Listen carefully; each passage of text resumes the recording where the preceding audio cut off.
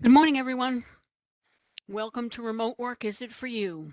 It's a nice sunshiny day. I'm glad you're here. We're going to get started. Let me just give you a couple of kind of housekeeping notes. When we're done with the presentation, I'm going to actually send it to you. So I'll be emailing out the presentation shortly after we're done. So you'll be getting all of the URLs and all the information that I put into the seminar. You'll be getting those directly after the session, the live session. So this is something I want you to remember to take a look at is careeredx.org. And if you're watching the video of this, I won't be sending you anything. That was just for the live viewers. So write this down, careers@edx.org, actually careers.edx.org. It's an excellent free website about job search. It includes all kinds of information about all kinds of things, including resumes and cover letters and networking and interviewing. It's a great free website, so please make a note of that, to take a look at that and watch that video, or look at that URL actually. We also work with a group called Dress for Success, or actually Tailored for Success is their official name, and they work in Woburn and Cambridge. And what they do is they provide free clothing for men and women, professional clothing for the job search. So if you need free clothing for the job search, all you have to do is send an email to ehart@tailoredforsuccess.org. Write that down and send her a message that says that you need an appointment to meet with her for clothing for your job search. And she'll set an appointment for you to come in so you can work one-on-one on putting together some outfits. Okay, so that's Tailored for Success. And this is me. My name's Nancy Quinn, and I've been in career services for over 15 years. I've been in your shoes. I understand what you're going through, having been laid off and fired. Unfortunately, it never gets any easier. So I understand how you feel. I understand that you feel down, that you feel that it was personal, that you feel that you were rejected.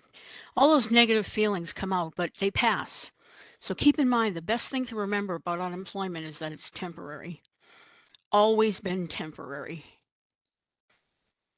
Okay, while we're on the webinar today, while we're live, we're going to communicate by using the chat. So take a look at your screen if you're on a laptop or a desktop. Look at the little chat button, click on that if you want to put in any questions or comments. You can use the Q&A as well. And as I said, when we're done, I'm going to send this out to you, so don't hang up now, but when we're ready to go, you just click on the X button, and that'll get you out of there when we're finished with the presentation at 11 o'clock. Now, if you want closed captioning on a laptop or a desktop, just go to the CC button down at the bottom, and the transcription will be read, and you can click on the drop-down again and change it to a different language if you'd like to. Now, if you're coming in by a mobile device with a handheld device of some sort, look for the three dots. Just click on Advanced, then click on Q&A because chat may not be available. And then you go to the Advanced again, and you can click on WebEx Assistant to get closed captioning. So that's how we're going to communicate while we're on today. Here's one of my favorite little things to think about. And I want you to think about this. And like I said, I'm going to send this out so you'll have this for the future. Make sure your worst enemy doesn't live between your own two ears. Something to keep in mind because it happens to me all the time. I can become my own worst enemy. So don't do that to yourself. So what is it we're going to do today? All right, what's our agenda? We're going to talk about what is remote work. We're going to talk about the benefits of remote work. We're going to talk about the problems or the downside of remote work. We're going to talk about whether or not you have the right mindset for remote work. And we're going to talk about what technical tools you need for remote work. We're going to talk about the physical location. We're going to talk about your schedule. We're going to talk about scams. There are scams out there. You got to be aware all the time. And we're also going to talk about where to find remote jobs. So we've got a lot to cover in a short period of time, so hang in there with me. Take a look. What is remote work? Well, this person's a little too casual for me. It looks a little too unprofessional for me, but that's me. When you are completely separate from the company's office, you are remote. When you don't go into the office for anything, you work from your home, you have no other office, you're remote. full-time out of the office. Not like hybrid. Hybrid is where you work partially at home, partially at work, sometimes called work from home. So make sure you get them straight. They're two different entities altogether. Okay, there's remote, which is completely away from everybody. And there's hybrid, which is part-time in and part-time out. Okay, so what would you think? You want to be a digital nomad. That's what we call people who do this kind of work, digital nomads. What are the benefits of doing this? Why would you want to do this? Can you put those in the chat? Why would you want to go remote? What's the good part? Ah, somebody said my favorite. Two people said my favorite. No commute. Avoid a long commute. You can work from anywhere. I heard about a cruise ship that was going for 3 years and people were going to work on there. Flexibility, job choice, work-life balance, avoid germs. That's excellent. You're right. Autonomy, more available to friends and family. You can work from anywhere. These are all fantastic answers. Fantastic. Thank you. Excellent. Nobody looking over your shoulder is something else you might want to think about. That works for some people. So there's a lot of reasons. You can save money by saving by gas, wear and tear on your vehicle, the time you spend to and from work. It's amazing. You can sleep later. These are great things. Now look at this guy. He's kind of sad. What are the problems? What are the problems of remote work? You might feel disconnected. Someone said isolated. Excellent answer. What else? Less team camaraderie. True. It's not as easy to interact with others. It's harder to build a network. No help or limited help when you're having issues. Hopefully you still have some backup. You got your manager and your IT people, hopefully. But you're right. You have to be more independent as far as answering problems. Time management. It's much easier to get distracted. Absolutely. I have a friend that worked here and she left here to go work completely remote and she's very lonely. Very lonely. Something someone said that we're going to talk about. You can overwork. Absolutely. You have to be careful with your schedule. I mentioned that as a topic we're going to talk about. A work-life balance might become harder. These are great answers. Thank you. Thanks so much, everybody. Thanks for participating. So you have to figure it out. You have to think about it. Do you have the mindset? Think about that. Yes or no? I was thrown into remote work when the pandemic came. I wouldn't have thought I had the mindset, but you can adapt to anything. So I've done remote, I've done hybrid. Personally, I love hybrid. That's my favorite. A little bit in the office, a little bit home.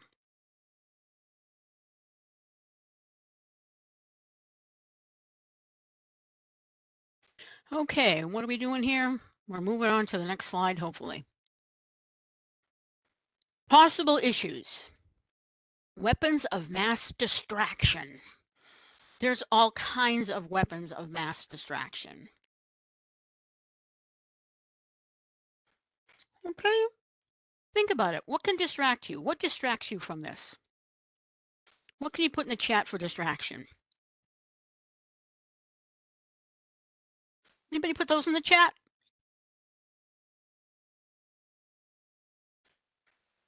Okay, family members, housework, noisy neighbors, family at home, pets, chores. These are great. There's all kinds of things. There's Facebook, there's Twitter, there's X, whatever you want to call it. There's all kinds of YouTubes that you want to watch. People are always saying I get stuck on a YouTube video and I watched all day long. TV, something else you can get distracted by. So you have to be careful. Are you organized? You have to think about that. Am I an organized person? I had to develop my organizational, I had to refine them when I began to work at home. Can you use Google Docs? Can you use your calendar successfully? These are things you're going to have to learn to use if you haven't. Will you be distracted by TV, kids, dogs, cats, food? Drink? Never. Will you be bored or lonely? My friend didn't think she'd have a problem. She has a problem. She's very lonely. When she's not incredibly busy, she's incredibly lonely. So think about that as a possibility for strictly remote work. What about your time management skills? Are they good? Again, something I had to work on was time management.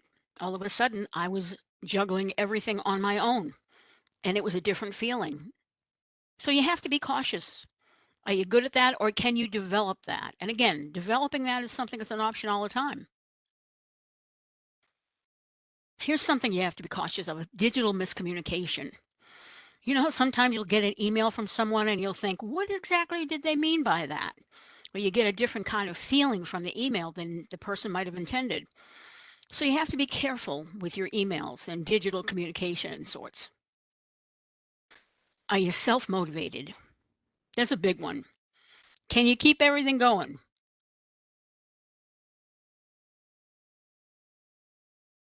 Okay, are you self-motivated? Are you computer savvy? This is something that panicked me completely in the beginning because I am not a computer savvy person, basically. I've learned along the way and I've learned a lot. I can maintain myself, but the thought of not having an IT backup person scares me. But can you fix the little things? Do you know how to get in and out of things? That's what you want to be thinking about.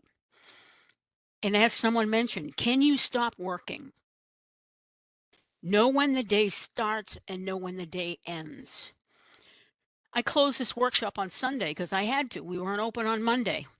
We have to send out the invitation ahead of time, so I sent it on Sunday. Now, I don't do that every Sunday, but occasionally you have to work in your off time. But again, you limit that. You don't go and start a whole day if you have to be in for half an hour. Can you prioritize different tasks? How's that?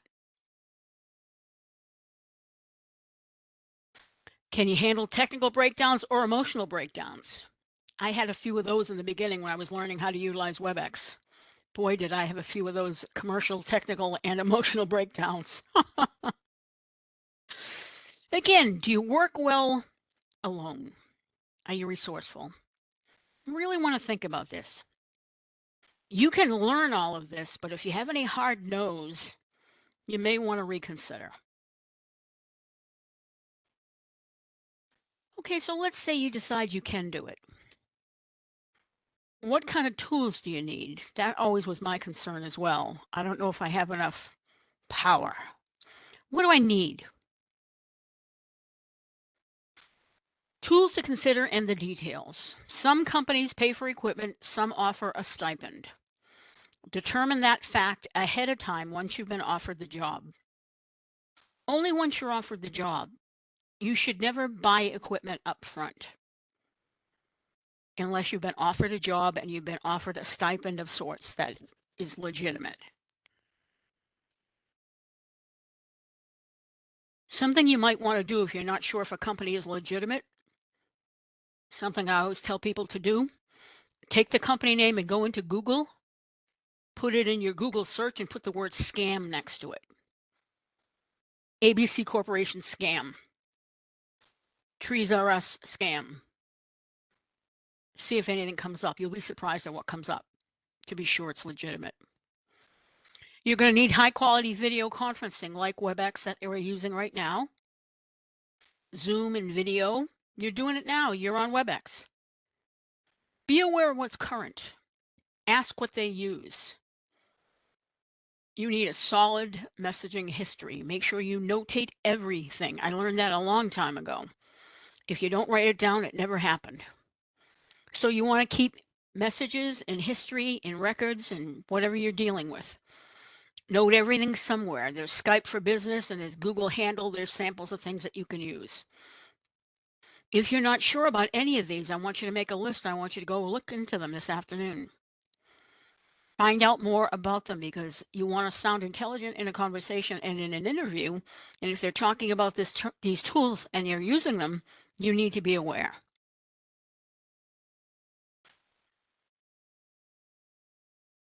Okay. So again, you're going to be out of the office physically, so don't forget about the tools that you're going to need. Don't forget about things like printers and ink and paper. Everybody remembers the laptop, but you forget everything else. Whenever you can, to stay connected to your team, you want to join meetings whenever you can.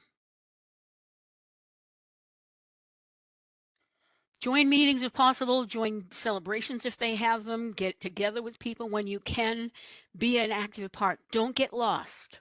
Don't disappear. That's the scary thing about going on remote is you think, well, the manager won't know who I am.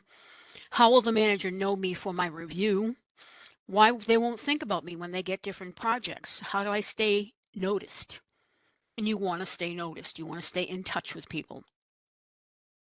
So regularly connect with people on your team, regularly connect with your management, and think about netiquette. I mentioned it very briefly a minute or two ago. Netiquette is online etiquette. Take a look at that when you have a minute this afternoon if you haven't thought about it. Are people understanding your emails? Do people get the right impression by what you say? How should you say certain things? It's all about netiquette, online etiquette.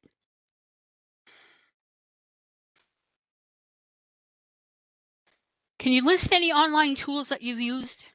Anybody out there already working remote or have done it in the past?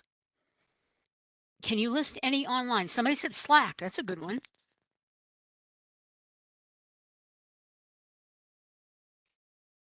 Somebody said Teams. We use Teams all the time.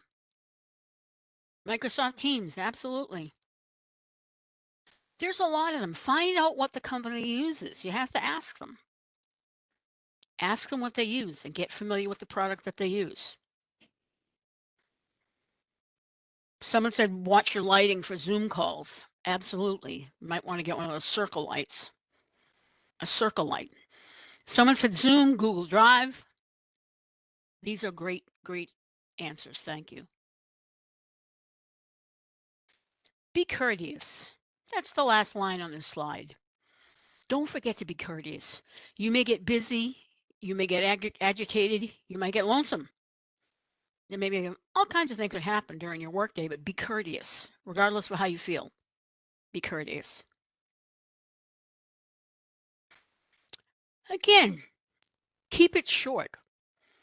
Make sure that your emails are relatively short when possible. Get to the point. When you're on a group message, always reply to all. Don't forget that. You don't want to leave people out. Make sure that your subject line is descriptive. Subject line is descriptive and that someone could find it. Searchable emails. Make sure that you use keywords so if someone goes looking for your email, they'll be able to find it by keyword based on the topic that you're discussing. So email is going to be your communication line. It's important that you think about these areas. Now, antivirus software, have it installed all across the devices. This is their problem. It's the company's duty to do this. They generally handle this, usually are the same thing. So make sure you're conscious of it, you're aware of it, and you know what you've got as far as protection is concerned. There are two types of VPNs, a virtual private network. There are two kinds out there. What a VPN does is it shadows your IP address, it hides your location, and it encrypts your data so that people can't steal it. So a VPN is a protection of virtual private network. Most companies have them. You can also get your own. There's a company called Nord, N-O-R-D, that I see commercials for all the time for your own VPN. It's a protection, and your company should be aware of it. you might want to discuss it after you've been offered the job. You can compare it. VPNs, you can compare it to a firewall that protects the data on your computer. A VPN protects your data on the web. Someone asked if I can explain private relay versus VPN. No, I'm not that technical, to be honest with you. I'm not that familiar with Macs. I'm sorry. I would definitely Google that, and I would also use something called artificial intelligence to look it up, but we're going to look at that in a minute, so hold on. Now, what I can explain is bandwidth. To me, I wasn't really aware of my bandwidth in my home before until I started doing webinars and they kept dropping. And I had to get a more powerful modem when I started to do webinars from my home. So your bandwidth and your modem are going to be really important when you're at home. Bandwidth is the maximum rate that data transfers across a given path. It's how much gets through, not how fast it gets through. Okay, so it's how much versus not how fast it goes. How much material can it take at one time? A modem, which is a modulator, demodulator, is simply a modem, is a computer hardware device that converts data from a digital format into a format suitable for analog, such as a telephone, radio, or computer. What is your ISP? What's an ISP? Anybody know? I think you all know, but I'm just checking. What's an ISP? Right, an internet service provider. Exactly. We all know who we pay that bill to. That's our internet service provider. Usually one of our more expensive bills that we have is paying for your ISP, or paying your ISP. So stay safe, stay safe. Wow. Happy New Year. Stay safe. Install device trackers to locate and block the use of your equipment if it's lost or stolen. Be comfortable with message boards like Slack, Veep, Workplace by Facebook. Basically, what a message board is an online discussion site where people can hold conversations in the form of posted messages. It's going to be vital, again, that you stay in touch with your team members via all these different resources we've been talking about. You want to use multiple resources. You want to stay connected.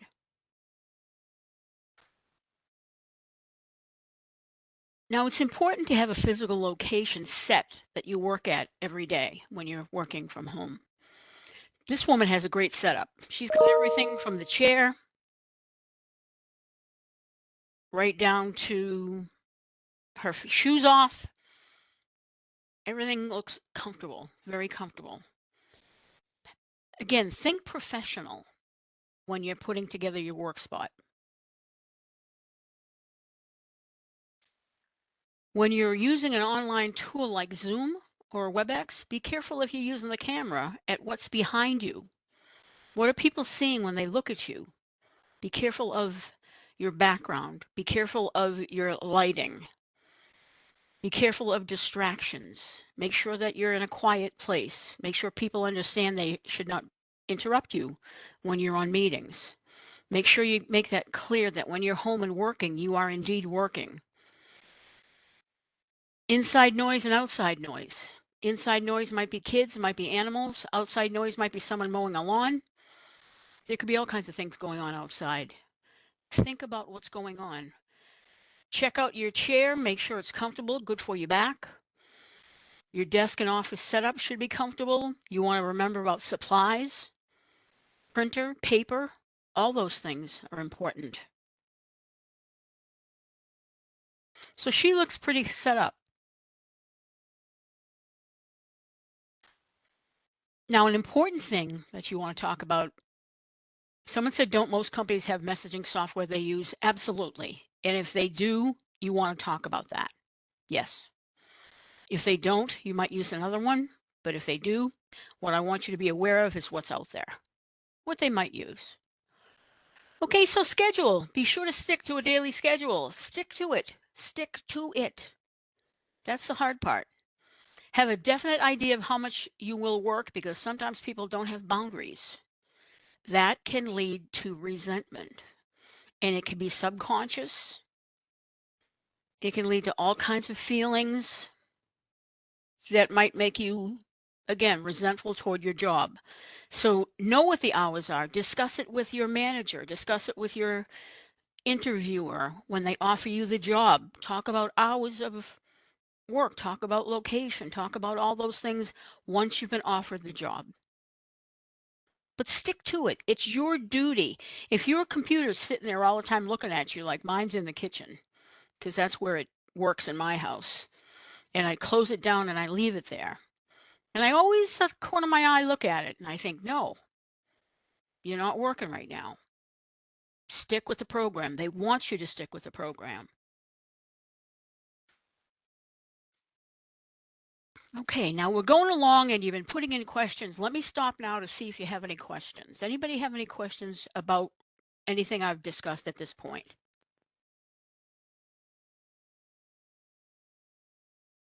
Let me give you a minute to put in questions, if you have them.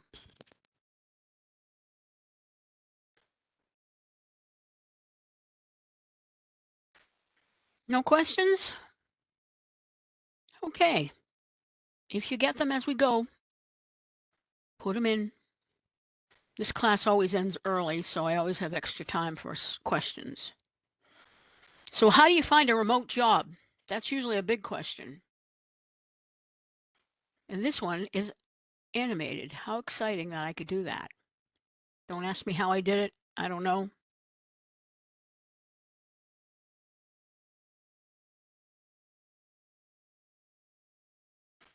There's a really great website called flexjobs.com. And I'm not supposed to suggest you buy anything because everybody knows how unemployment is an expensive place to be. But there is a website called FlexJobs that I have heard a lot of people have a lot of success with. They have part-time jobs, they have flexible jobs, they have on-site jobs, they have freelance jobs, they have hybrid, they have work at home, they have all kinds of jobs. And the thing that makes them unique and why they charge money for it is they vet the different positions. So you are much less likely to run into a scam on FlexJobs than anywhere else. So consider it. Do some research this afternoon if you think it's something that you'd be interested in being involved with. Take a look. It's about $15, $16 a month. I don't really know. I haven't checked. First of the year, they might have gone up. Who knows? Some companies do, some companies don't.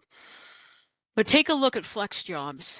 Again, a great resource. They have a free section that you can use, which I use, and I get jobs from them occasionally, and I get articles from them occasionally. They also have a part that you can use that's free where they have a lot of articles on job search.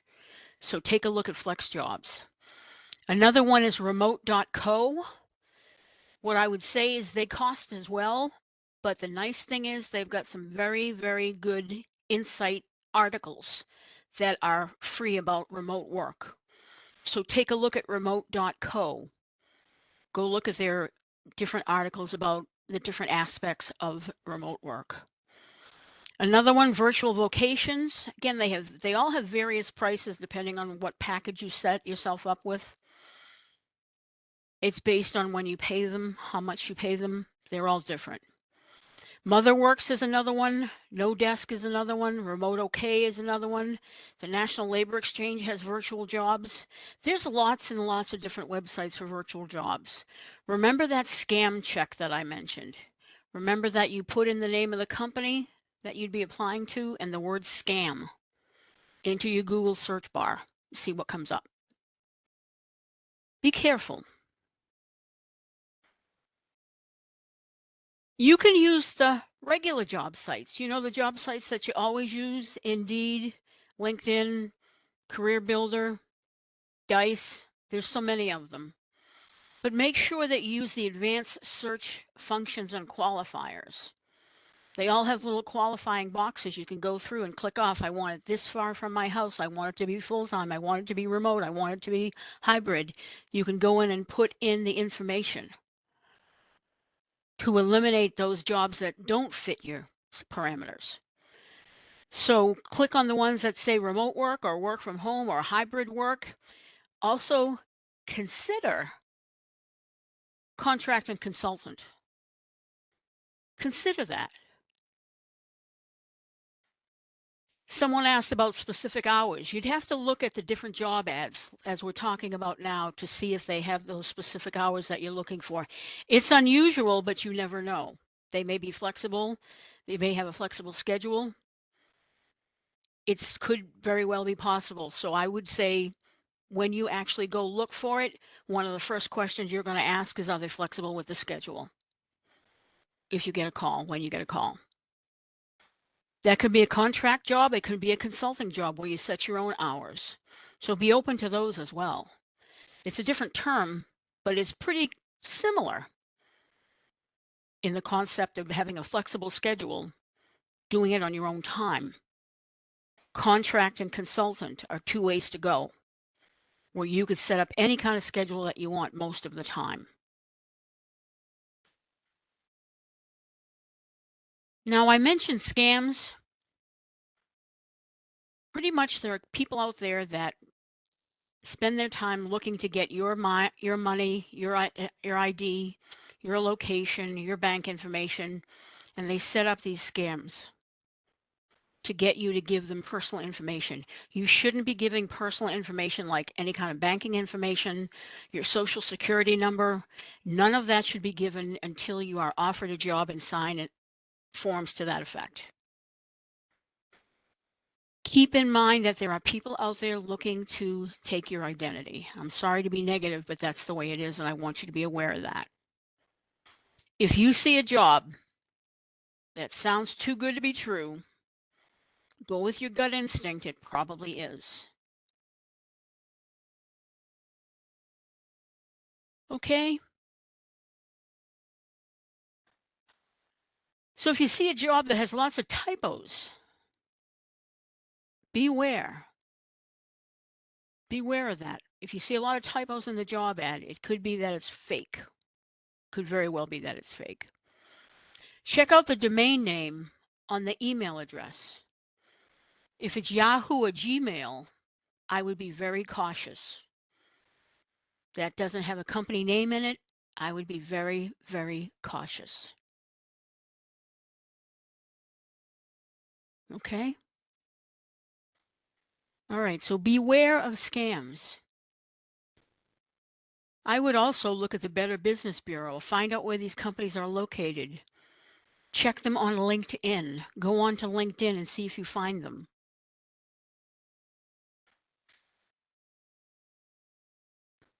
I would always go on LinkedIn and make sure that any company I apply to has a LinkedIn account, because all legitimate companies are pretty much on LinkedIn at this point, or most of them. It's a good way to find it. Check out their own website and their LinkedIn website. Google the company to find out what is said about them. Use the word scam like I mentioned before. Go on Yelp to see if there's any information about them. Double check to make sure everything's legit. Now, scam alert, reasons to be cautious. If a company wants you to engage your own money for any reason, beware. It's probably a scam. If there's an immediacy in hiring you and they don't want to check your references, I would be very cautious of that. If they don't want to check your references, I would be concerned that I want to check their references. How legitimate are they? If someone says to you, oh, Nancy, I just found your resume on Indeed. Thank goodness I found it, because I have to fill this job by it this afternoon at 3 o'clock, or we're going to lose the account. I have an opening with a corporation and you're perfect for that opening. Let's get the paperwork going. Can you provide me with this, this, and this? Hold it. Let's talk about the job. Do I fit the job? Why do I fit the job? What makes you think I fit the job? Tell me about the duties. Tell me about the culture. Tell me about the product. What company is it? Where are they located? How far from my home is it? Don't just jump on a job because someone's badgering you. Be very, very careful. Immediacy is something where they try to force you and fast talk you into something that you're not interested in. So be careful with that.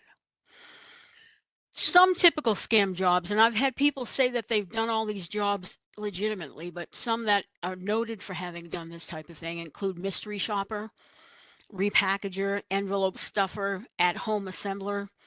Even some professional positions have had scams involved. So you've got to be very careful.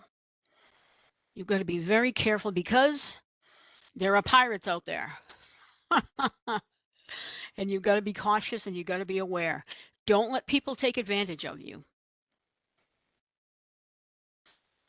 Now, something I want to mention to you that I mention in all my workshops is artificial intelligence. If you haven't heard much about artificial intelligence, start doing some research. Go on artificial intelligence and play with it.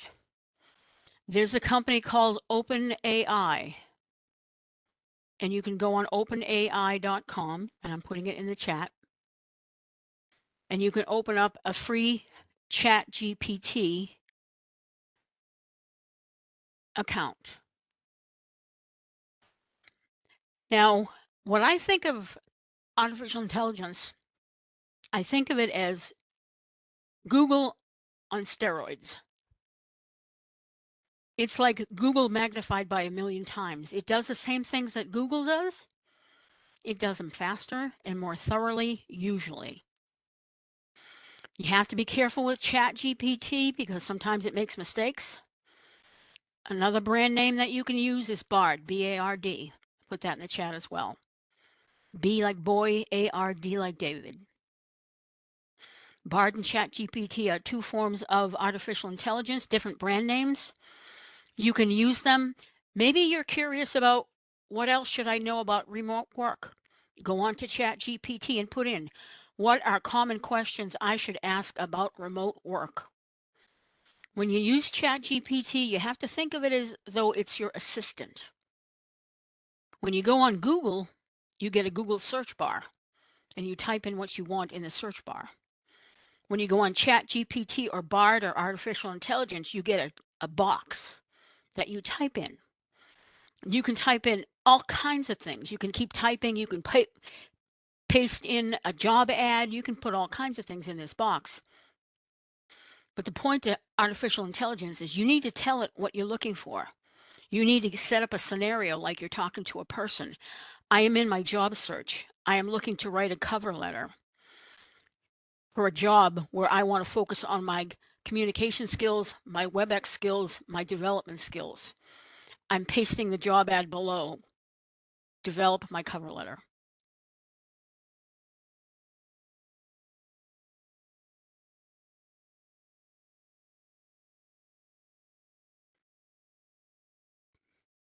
Someone said, what about the free articles on LinkedIn and likely also on Indeed?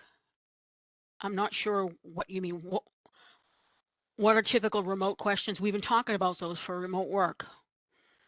But again, go on AI, go on Google, go ahead and ask about those. That's what I want you to do for a sample today for using Bard or ChatGPT. Go on and ask what are typical questions for remote work. That's something you want to do on ChatGPT to find out. It's a great resource. It's amazing. Absolutely amazing. The thing I would tell you to do is be careful and read everything thoroughly because it makes mistakes. Sometimes it can go off onto tangents and start writing crazy things. So never copy something directly off ChatGPT and paste it in somewhere and send it as far as representing you. Always be careful with ChatGPT and Bard and all of the artificial intelligence. Any question you would ask me, you could ask artificial intelligence. Basically, it's going to take away my job very shortly. It's infringing on all kinds of jobs. But you can use it to your advantage on your resume, on your cover letter, on your LinkedIn account, on your thank you notes, on follow-up, on networking. You can ask it questions about interview questions. You can ask it questions about after the interview questions. You can ask it typical remote questions for remote work.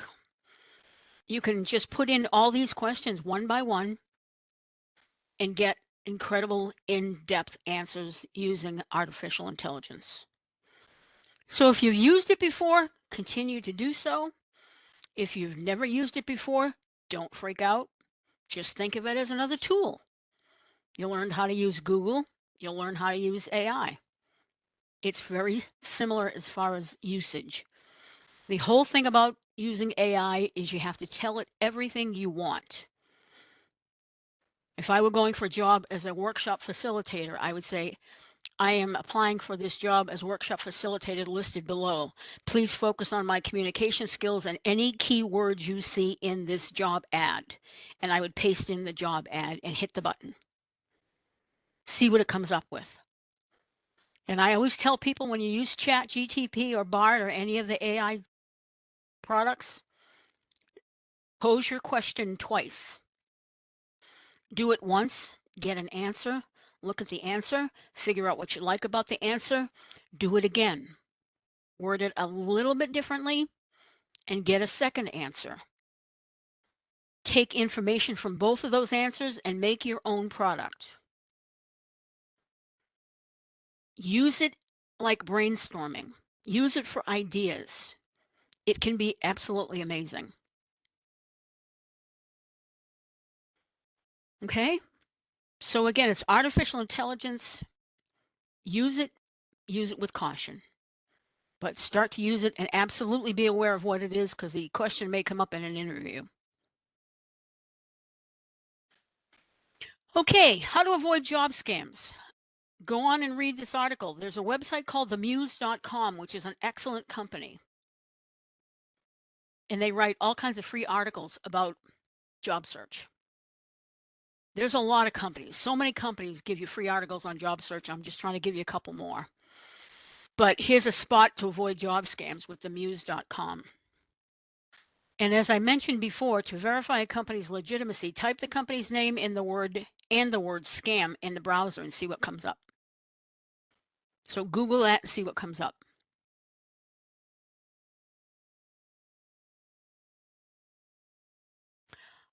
Okay, any questions?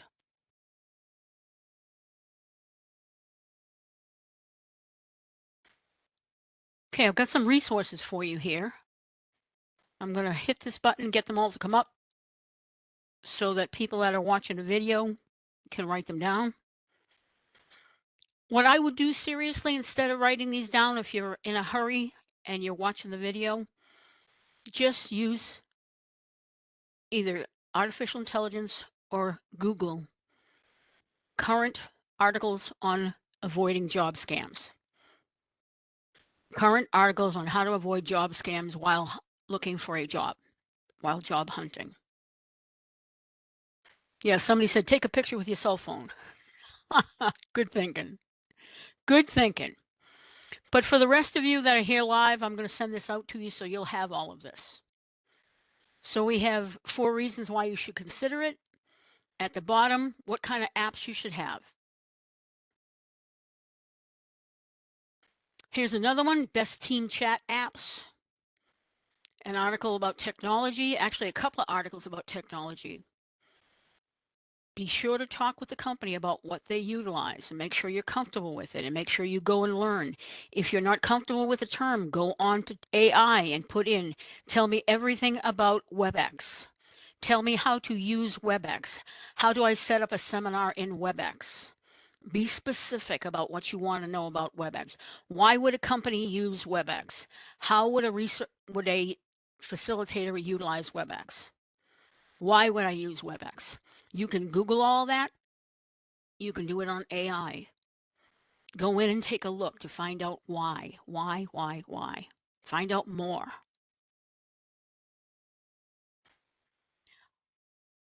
Okay, folks, we did it. We're a little early, which is okay. It gives you some free time back. I'm going to actually thank the people who are watching the recording and shut off the recorder.